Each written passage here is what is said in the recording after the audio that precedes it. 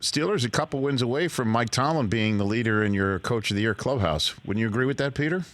Hey, look, I've always thought this, but his winning percentage with the Steelers is far above Noel and significantly above Bill Cowher, and yet he's terminally unappreciated. And, of course, he could have won another Super Bowl, let's say. But you can say that about a lot of teams in the NFL. I just think Mike Tomlin has control of his team, and now especially without Antonio Brown, without Le'Veon Bell, they get to build a team the way they want it. And you know what, Rich? I'll just say one other thing. Mm-hmm.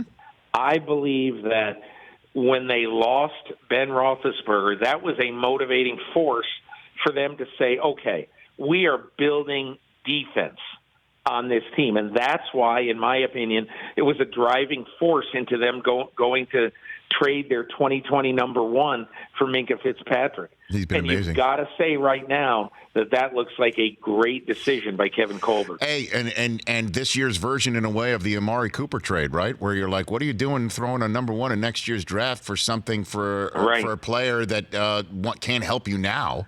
And I would look say at that.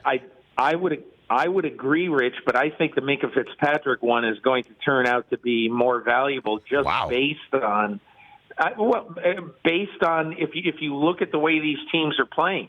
The Cowboys are so in and out. That has very little to do with Amari Cooper, but I think the B12 shot that Minkah Fitzpatrick gave the Pittsburgh Steelers has been consistently, over his first, 7 games in Pittsburgh, significantly more impactful than the average weekly impact that Amari Cooper has had. And that has been significant. That was not a bad trade.